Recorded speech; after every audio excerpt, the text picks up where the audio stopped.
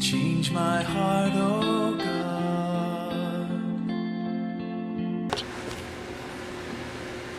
May hapon mag-igsunan, mga minahal kung mga tigpaminaw sa atong mensahe, mga kaigsunan ni Kapunon, at daigo na Ginoo labaw sa tanan, kay siya ang tinubdan sa atong kinabuhi. Pasalamat kita. Diha kaniya, kita higayon sa pagpatalihog sa mensahe na dinaron kita makaandam sa atong kinabuhi. Kini mensahe nga balaanon nga mga pulong pinaagi sa balaan kasulatan. I-greet na ko mga igsunan, ang mahal na ko mga kaigsunan, tibok ng syuta, pamilya Lagumbay, ingon sa Briha, sa Tibo, syudad, sa Iligan City, ako makikilaan mga kaparentihan, Northern Mindanao Conference, Southern Philippine Union Conference, o mga literature evangelist, ako makuban kaniato, kumusta ka mo diha mga igsunan. Sa di pa kumagto sa unahan ng igsunan, ang iyon ko kamo, ato idoko ang atong mga ulo, aron sa pagaliya sa Ginoo. Among dalangpanan nga Diyos Amahan nga walay katapusan. Nining matahom sa kapunon Ginoo sa makausapan. Nagapadayon kami Ginoo sa pagminsahay o nagpatalingkod diha sa imong balaan nga pulo. Tabagi lamang ko Ginoo, dugangi ako espirihanon nga kaalam sa pagpasabot ngadto sa makisunan, nagpatalingkod, nagpaminaw sa imong nga pulo. Kining tanan Ginoo akong ipangayo kanunay sa ngalan ni Jesus. Amen. Mga kaigsunan, atong tun-an mga kaigsunan sa sunulat ni Juan, John chapter 3, verse 16. For God so loved the world, He gave us only begotten Son, that whoever will live in Him cannot be perished, but have an everlasting life. Mga minahal kong syunan, tungod sa gugma sa Ginoo sa iyong katawan, iyang anak sa Ginoong Hesus, iyang gihatag din sa kalibutan, aron kita mga katawhan, adunay kaluwasan, pinaagi ni Ginoong Hesus, mga syunan. Kaya dili gusto sa Diyos Amahan, nga magasudong sa iyang mga katawhan, nga sa panahon sa pagkukuha. Inumdumi gusto na. Mingon, si Propeta Ezekiel. Ezekiel chapter 18 verse 23, mga kasagunan. Dahil na gano'n. Dili ikalipay ni Hiuba nga diin ang usa ka makasasala mamatay.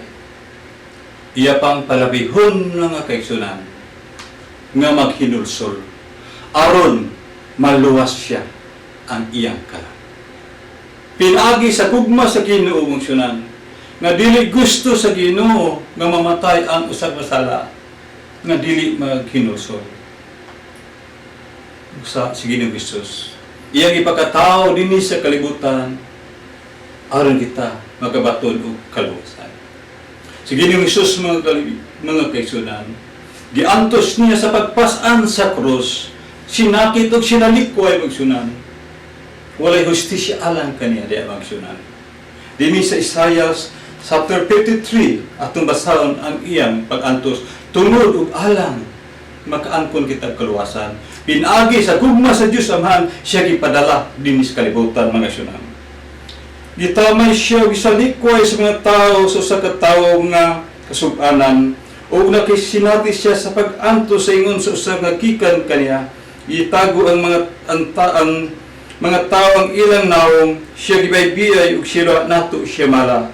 Sa pagmatuod, gipasan niya ang atong kasakitan ug gipasan niya ang atong kasub-anan apan siya ilang nato nga inunalan hinampa at Diyos sa kasakit mga sunan. Busa mga sunan, tungod sa gugma sa Ginoo alang ka nato, pinaagi ni Ginoong Hesus aron kita matubos. Iyang gipasan ni Ginoong Hesus ang kasakitan. Walay siya alam kaniya mga minahal ko mga gugma. Kay gusto sa Ginoo ang mga katawhan maluwas mga sunan. Nagaingon dere. For God so loved the world, He gave His only begotten Son, that whoever believe in Him cannot be perished but have an everlasting life. Naigisaad sa Ginoo alang sa mga katawhan. Kung kinsa katumuto diha kang Ginoong Hesus, dili malaglag, kun dili makaangkon o kinabuhing walay katapusan. Kinabuhing walay katapusan magsunang gisaad sa Ginoo alang sa iyang mga katawhan. Kandang langit doon nga pulianan magsunang sumala sa Revelation chapter 21 verse 3 and 4 nga wala nay kasakit, wala nay kamatay, wala nay paghila, kundi kinabuhig walay katapusan. Everlasting life, mga sunan. Doon na gayon. Sa Revelation chapter 21, verse 4, dali. Ug iyang pagpahiran ang tang luha gikan sa mata, ug ang kamatayon wala na. Mo na mga sunan, mingon ang Diyos Amahan sa sulat walab doon. For God so the Lord, He gave His only begotten Son, that whoever believe in Him cannot be perish but have everlasting life. Mga kisnan, kung kita po ito ni Ginoong Hesus mangsunod nga siya anak sa Diyos, magkaangkon ka tanan, wala na kamatayon mangsunod. Ngaysa, usa ka ilustrasyon mangsunod, usa ka tao nga diin iyang ipangukod ang magkatawhan nga nag-alaga sa Ginoo, nga nagpagadayon, nagpag-alaga di sa Ginoo. Samtang si Saulo magsunan nga diin padulong siya sa Damasco kay gusto ni Saulo iyang dapot pagprisuhon mga kaigsunan katong nag-alaga sa Ginoo. O singlakaw siya, nagsingabot siya sa Damasco, usa ka kahayag gikan sa langit mikalit pagsidlak libot kaniya ug natumba siya ug ang sayuta ug iyang nadungog ang tingog nagaingon kaniya, Saulo, Saulo, ngano ginalutos mo ako? Mga kaigsunan, giagap si Saulo sa iyang kauban kay dili naman siya kakita. Ug unya mga kaigsunan, gidala si Saulo ngadto sa Damasco. Si Ananias nga alagad sa Ginoo nga diin gipadanggo siya sa pananaw, nagaingon siya, Ananias, adtoa si Saulo dito sa Damasco kay diin ayuha siya.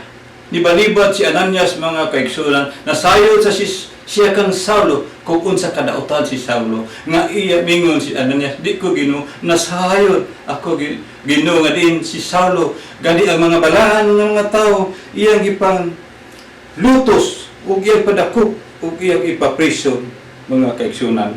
Apan ang Ginoo mingon kana, umato ka, kay siya pinili nga galamiton ko sa pagdala sa akong ngalan tatubangan sa mga hintil ug sa mga hari ug sa mga anak sa Israel.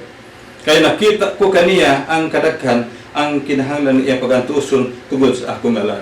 Mga kaigsunan, si Saulo gitawag sa Ginoo.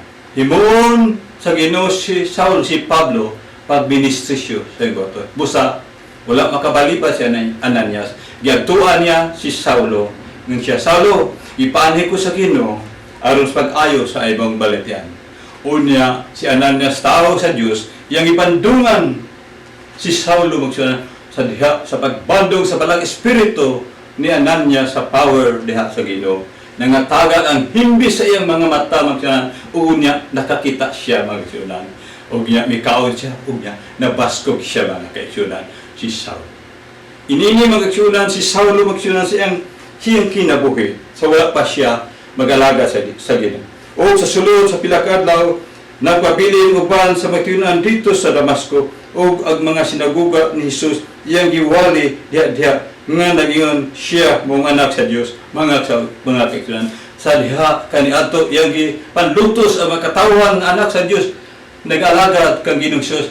Sa diha gibautismuhan siya, pinagi sa gahom sa balang espiritu, gipandungan si Ananias, iyan ang giwali si Ginoong Hesus magsiyan. Sa diha, nabago na sa Ginoong Hesus mga kaigsunan, nagaingon siya sa diri. Sa Galatians chapter 2, verse 20 nagingon, gilansang ako sa krus uban kang Kristo, dili na akong nabuhi, kung dili si Kristo ang nabuhi, sulod nako. Ug ang kinabuhi nga karon akong gikinabuhi sa lawas, akong gikinabuhi pinagi sa pagtuo sa anak sa Dios nga higugma kanako ug mitugyan sa kagolyon alang kanako. Mga minahal ko magsunan, gi-appreciate ni Saulo Pablo ang Ginoo giunsa siya pag usab siya kinabuhi. Busa nag-ingon si Pablo, dili na kong nabuhi, kundi si Kristo nagbuhi na kanako.